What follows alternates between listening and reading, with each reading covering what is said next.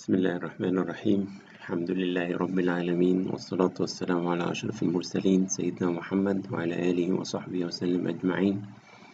سبحانك لا علم لنا إلا ما علمتنا إنك أنت العليم الحكيم. اللهم علمنا ما ينفعنا وانفعنا بما علمتنا يا كريم. Dear colleagues, this is just an introduction to the musculoskeletal imaging.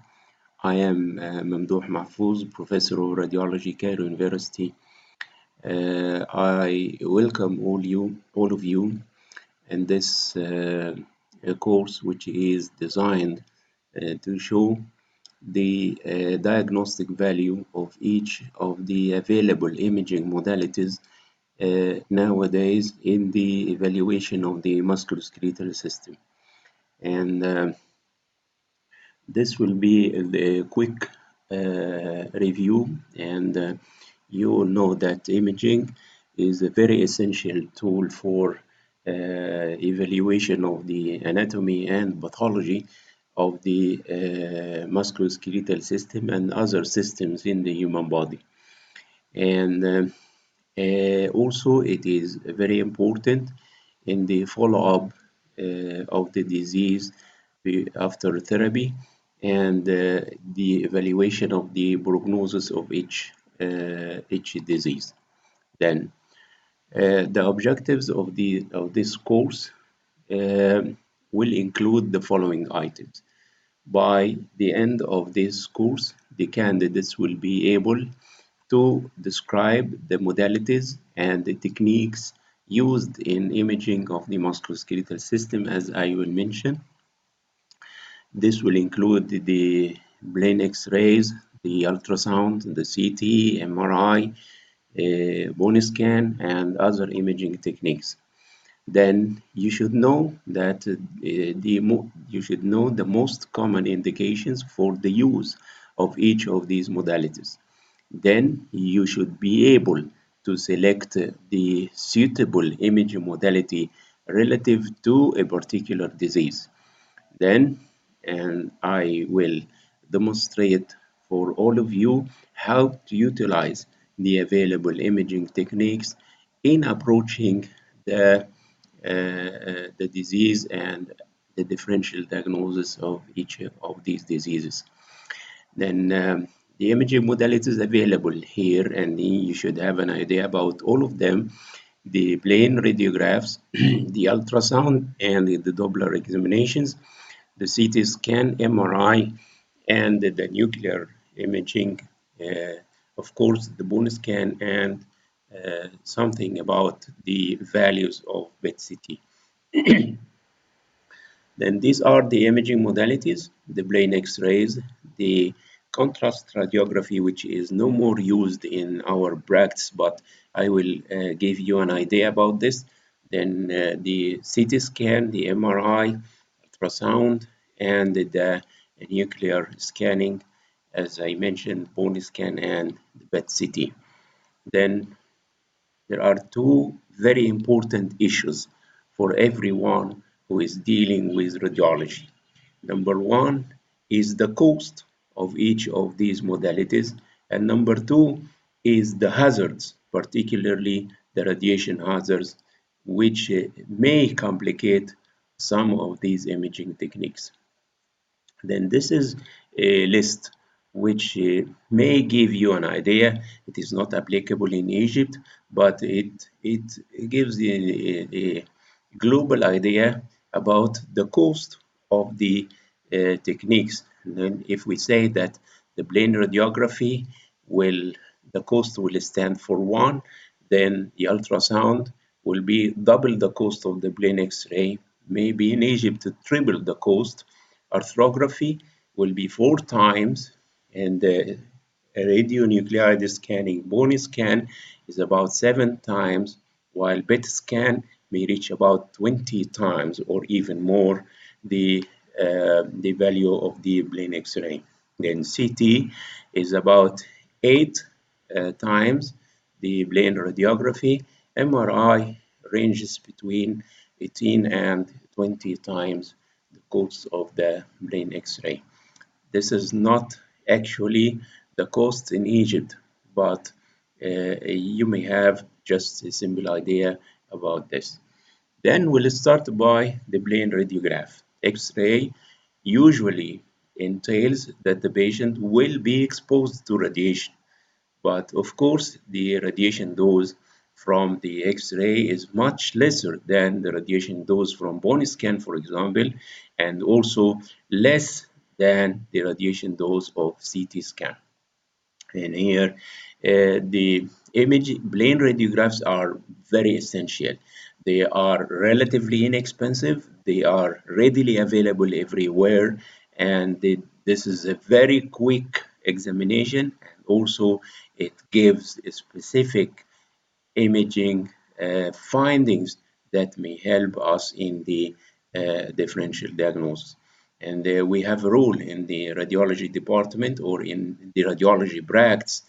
If you have a plain X-ray for the part examined by MRI or CT, it will facilitate much the interpretation of these techniques, including the CT and MRI. Then X-rays are very valuable in detection of fractures of the extremities and the spine. It can detect easily the presence of perosteal reaction, which may be secondary to infection or tumors. It is an essential modality for evaluation of bone tumors. And it is stated frankly that X-rays should not be omitted whenever you are evaluating a case of bone tumor. Then screening for degenerative diseases of the spine and joints, osteoarthritis, spondylosis, can be first diagnosed by the plain radiographs. And if the findings can explain the patient symptoms, then you have reached the diagnosis. But if the patient complaint could not be explained on the basis of X-ray finding, you may need further evaluation like CT or even MRI. Then X-ray is very valuable in detection of calcium in the soft tissues and also the detection of gas. The presence of gas in the soft tissues may indicate an underlying infection. One of the important uh, uh, items to be mentioned here that if you are confronted with a patient who will be regularly examined by X-rays for follow-up of a certain disease or to assess the progression or the regression of the pathology, then you should weigh the benefits against the risk of radiation. This is very important in our practice, is to take care about your patient, considering the cost of the imaging technique and considering the radiation hazards. This is an example. I will explain all these items in extreme details whenever we have the specific lecture for each of them. And this is a fracture of the radius, and it can be easily evaluated by this plain X-ray. In contrast, radiography, as I have mentioned, have regressed much more recently against the new imaging techniques, including the multi-detector CT and MRI. These techniques were used previously very commonly in evaluation of the spine and joints, and these include myelography, arthrography, and angiography. And whenever you are using contrast material in X-rays, then you should regard against a new complication, which is the possibility of developing allergic reaction if the patient is allergic.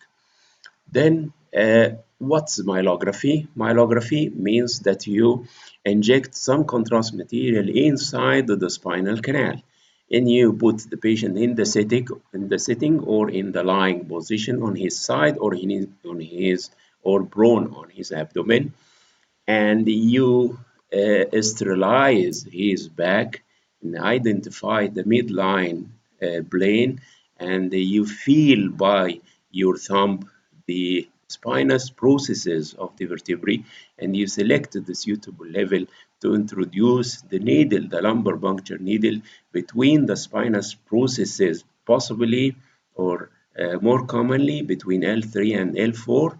Then you reach the spinal canal, you remove the needle core, and you get some drops of CSF. Then you inject the contrast material, which is known as Omnibake, and we inject usually 10 milliliters inside the spinal canal. Then if you have the X-rays, you will see the contrast material inside the spinal canal, and this is the frontal view, this is an oblique view, and this is the lateral view. And if the patient had a disc lesion, the disc will go inside the spinal canal and it will compress the contrast material. And this was the way by which we diagnose such lesions. And here you can see at L4-5 level, there is an impression opposite the disc, and there is also a small impression here. And this is indicative of a disc bulge at these levels. Then if you want to look at the cervical spine, you inject the contrast material in the lumbar spine, then you tilt the table until the contrast material reaches the cervical spine, then you have the radiographs. And this is the frontal radiograph and this is the lateral radiograph. And you can see that the contrast material is lying against the posterior aspect of the vertebrae and the discs, so that if there is a very small disc that can extend inside the spinal canal, it will cause indentation or compression on the contrast material. Then the second technique is arthrography, and it was commonly used for the knee joint. We, as you can see here, we sterilize this area, then we identify the patella by the left hand, and we introduce by the right hand a needle inside the knee joint below below the surface of the patella.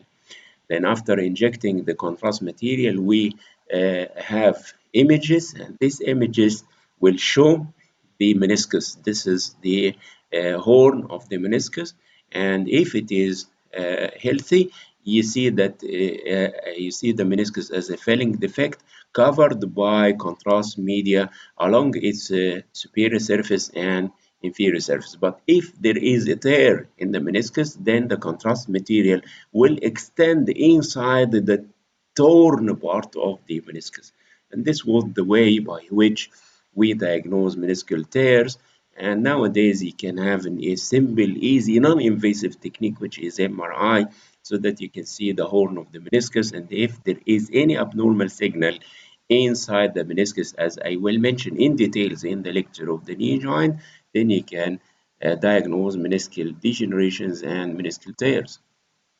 Also, arthrography was performed commonly for the shoulder and for the hip, and also it can be performed for the wrist and elbow joints, and it entails the injection of contrast material inside the joint. And to have the plain radiographs in the hip, we assess usually the labrum for any possibility of labral tears. Then we came to the ultrasound. The ultrasound is one of the important imaging techniques in evaluation of the musculoskeletal system, provided that you have an expert sonographer that can deal with this very informative technique. The advantages of ultrasound include that it is available, it is provided in portable machines that can go to the patient bed, it can go inside the intensive care units, and it can go to the patient home. Then this is a very important imaging tool.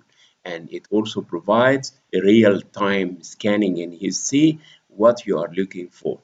And more, there is no radiation hazards, and there is good soft tissue contrast resolution. This is an ultrasound of the hip, which is one of the modalities commonly seen for evaluation of the congenital hip dislocation. Also, ultrasound, you push the button, then you have the Doppler facility to see the vessels. And if you compare the cost of ultrasound against CT and MRI, it is relatively, of course, of lower cost. And the major disadvantage of ultrasound is that this technique is operator dependent. If you have an expert sonographer, got you will get good results and good diagnostic imaging information. But of course, in Egypt, we have a limited number of radiologists who can master the musculoskeletal ultrasound. Then ultrasound cannot penetrate bone or air, and this is one of the drawbacks, and it is also insensitive for the detection of calcium. And ultrasound is one of the major diagnostic tool in the musculoskeletal system, as I have mentioned, and it has a major role in evaluation of bone tumors, including the differential diagnosis or differentiating solid from cystic lesions, and it can also show the presence of fat inside the tumor, blood, and sometimes if calcium is big, it can appear by ultrasound.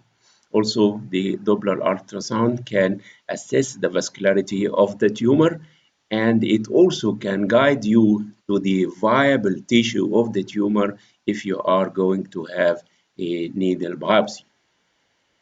Then we came to the computed tomography or the CT scan. And CT scan is one, of course, of the most important diagnostic imaging modalities for evaluation of the musculoskeletal system, especially after the introduction of the multi-detector CT. Then by this CT, you are able to have 2D images and also you have 3D images, which are very valuable in a diagnosis. As you all know that the CT machine is composed of a big box, which is known as the gantry, and the bed where the patient lies. Then if you open the gantry, which is frequently opened for maintenance, and you can see the X-ray tube, and in front of the tube there is the X-ray detector, or what stands for the X-ray film in conventional radiography. And in order to have a CT section in the human body, then this is the tube and this is the detector and this is the patient.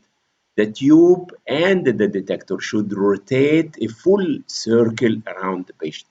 And in the older machine, this was impossible because the tube is connected to the ground by the electricity cables. Then the tube can only rotate half a circle and go back to the original side, then rotate in the opposite direction and go back once more.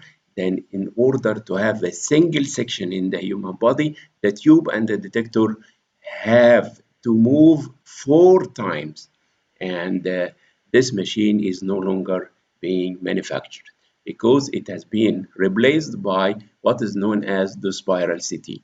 In the spiral CT, we are able to introduce current to the tube without cables connected to the ground. Then the tube is rotating a full circle without stoppage around the patient. Meanwhile, we could be able to move the bed while the tube is rotating, then the bed is moving, and we got what looks like a spiral, and hence the name, the spiral CT. Spiral CT has dramatically decreased the examination time, and it enables the formation of 2D and the 3D images. Then spiral CT, you have a tube and you have a detector, and but where every tube rotation, you have a single section in the human body. Every tube rotation, you got a single section in the human body. Then the new machine is just instead of having a single detector in front of the X-ray tube, we have more detectors. Let us say we have 4 detectors in front of the X-ray tube. Then for every tube rotation, you have 4 sections. For every tube rotation, you have 4 sections. Then Hence the name, multi-slice, multi-sections, or multi-detector, multiple detectors in front of the X-ray tube. This machine is very rapid, and the speed of scanning depends on the number of the detectors in front of the X-ray tube. And the latest machine of this multi-detector CT includes 640 detectors in front of the X-ray tube. And hence you can imagine how fast these machines then the machines will provide these very important advantages. Number one, very rapid scanning, no patient waiting list, vertical reconstruction, and you can reconstruct the images in 2D and 3D images, vascular imaging. Nowadays, there are no need to introduce catheters inside the vessels and inject contrast material, which was called conventional angiography, but we inject the contrast material in the vein and let the CT machine trace the contrast material and can image any vessel in the human body, whether it is an artery or vein. Then virtual endoscopy is also one of the advantages of this machine, so that you can go inside any of the tubes inside the human body using the virtual endoscope, like the esophagus, the trachea, the stomach, the colon, the ureter, the artery, the vein, any tube you can go inside. Of course, during this course, I will explain these findings in full details. And these are an examples for the values of CT in evaluation of the musculoskeletal system. This patient with hip pain, the plain X-ray showed almost normal findings. The multi-detector CT with 2D reconstruction showed there is a fracture line in the region of the greater trochanter, and the MRI coronal T1 showed the extent of the fracture through the proximal part of the femur surrounded by bone marrow edema. And this patient with trauma to the ankle, these are both ankles showing almost normal findings. And this is the 2D reconstructed CT image showing that there is one of the solitarialis fractures, I will explain in details, going through the epiphysis of the distal epiphysis of the tibia. Then in the spine, this machine is very, very valuable in evaluation of the fractures.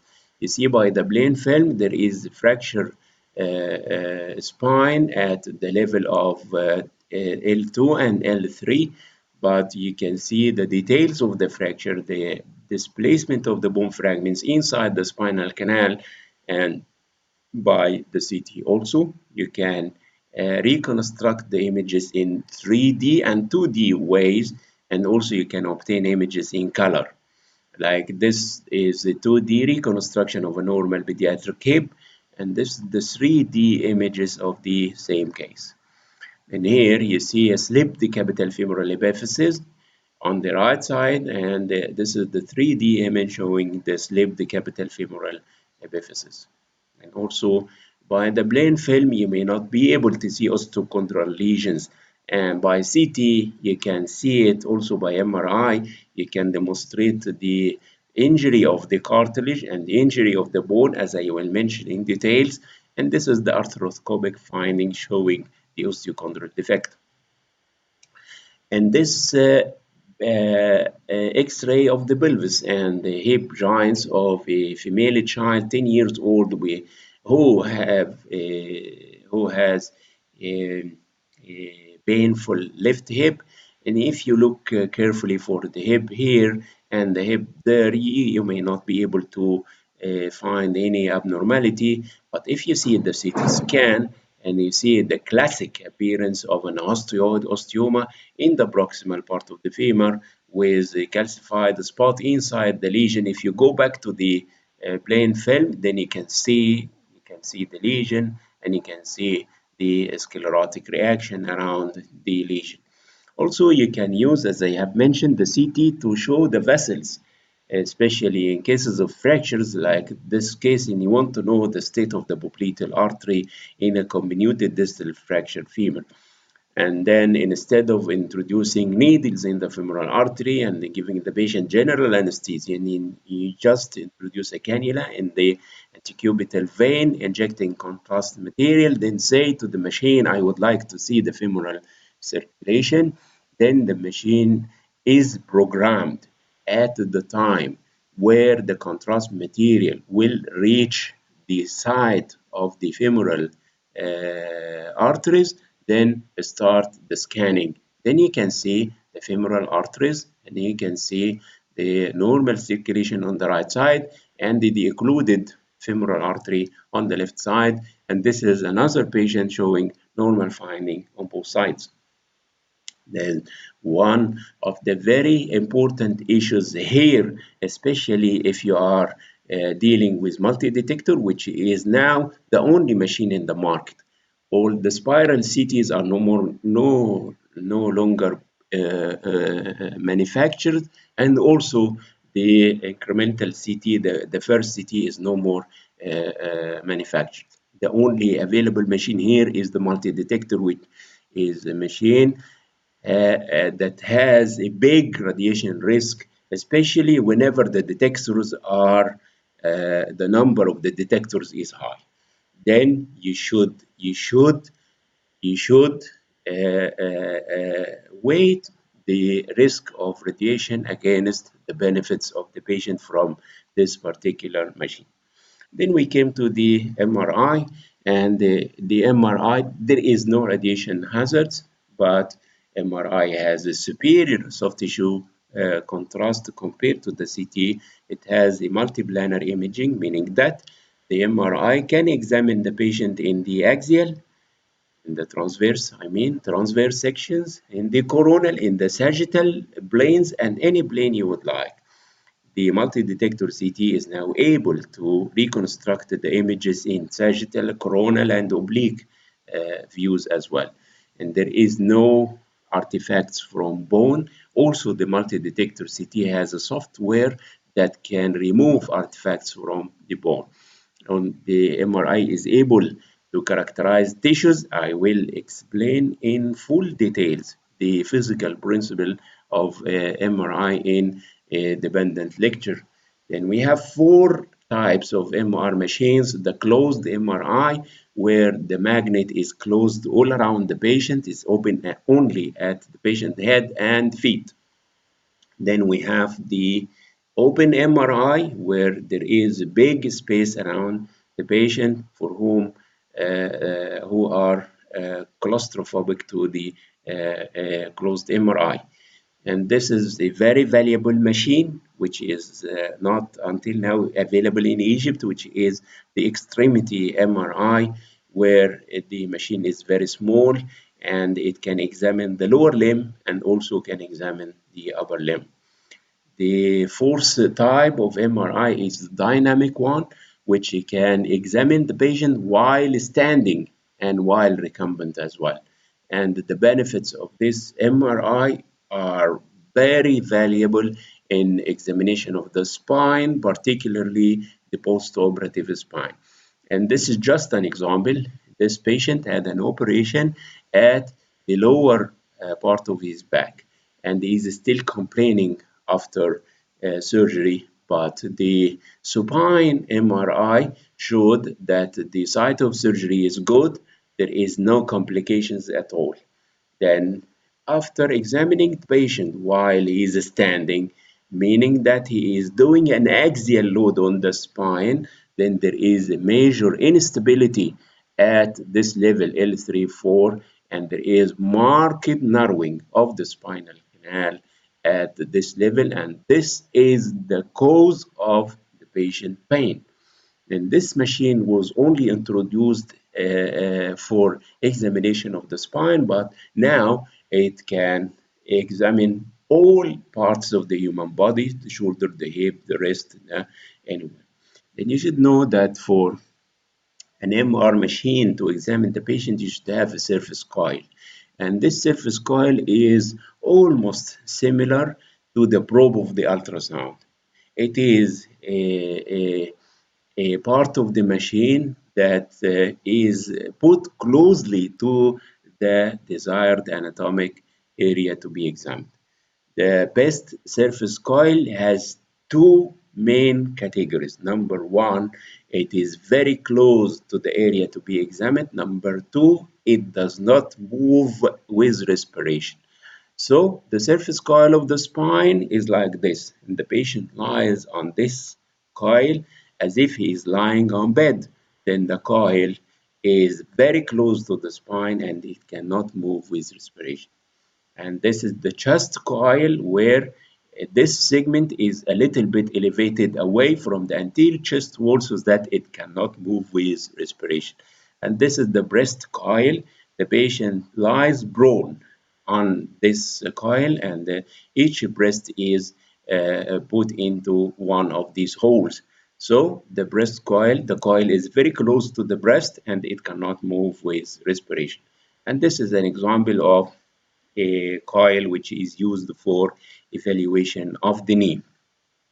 You should know that there are absolute contraindications to MRI, and these include the patients with cardiac pacemakers, and this metallic pacemaker will be disturbed if the patient is inside the MR room. Also, patients with metallic clips for intracranial aneurysms. One of the ways to treat intracranial aneurysms is to put a metallic clip at the neck of the aneurysm and you leave the metallic clip intracranially. Then the blood inside the aneurysm will be clotted and you consider healing. If this patient went inside the MR room, then the MR will try to move this metallic base from each side, and it may result in reopening of the neck of the aneurysm and intracranial hemorrhage. Also, metallic objects inside the eye, metallic objects near the spinal cord, the cochlear implant, insulin pump, and the neurostimulators, and you should be very careful about these cases whenever they are going to perform MRI examination. And we have some limitations for MR, including number one, it is very expensive compared to X-ray, ultrasound, and CT. And MRI is in most of the countries except Egypt has a limited availability. But in Egypt, MRI is available as similar as the X-rays. And I will explain this in the coming lectures, inshallah. Because of the lengthy time of MRI relative to the CT and the ultrasound, children may require some anesthesia. And also, there are some contraindications to MRI. Some patients cannot perform this MRI, as I have mentioned. And also, MRI is insensitive for calcium detection. You will know the explanation of this in the lecture of MRI. MRI is not that safe in pregnancy. It is not hazardous, but it is not proved to be safe, especially in the early trimester of pregnancy. And also, the examination may be uncomfortable because of the long time and the noise produced by the machine, and also the claustrophobic patients may suffer much from these closed machines. Finally, we came to the bone scan, and the famous statement about the bone scan is that it is sensitive but not specific. Bone scan is a way to screen the skeleton using an intravenously injected isotope, which is commonly the technetium-99m. This bone scan will show the abnormal areas as hot spots or areas of increased uptake of the injected tracer. And it is very valuable in detection of occult fractures, in detection of infections, in evaluation of bone tumors, and also in assessment of skeletal metastasis. What I mean by sensitive but not specific, is that by bone scan you are able to say that there is an abnormality here, but you cannot say what is this abnormality. Is it a metastasis, or is it a fracture, or is it a small fibrous dysplasia, for example? There are a lot of differential diagnoses for an area with increased uptake in the skeleton. Then the bone scan should be interpreted in conjunction with other imaging techniques. But it is very valuable for screening the skeleton, and it can show the whole skeleton, and it can spot the areas of abnormality, but it cannot say for sure what is this abnormality. Then you should consider also the radiation dose, and a bone scan is in between X-rays and the CT. The dose is more than that of the X-rays and less than that of the CT scan. And look for this a case where the patient had a painful heel.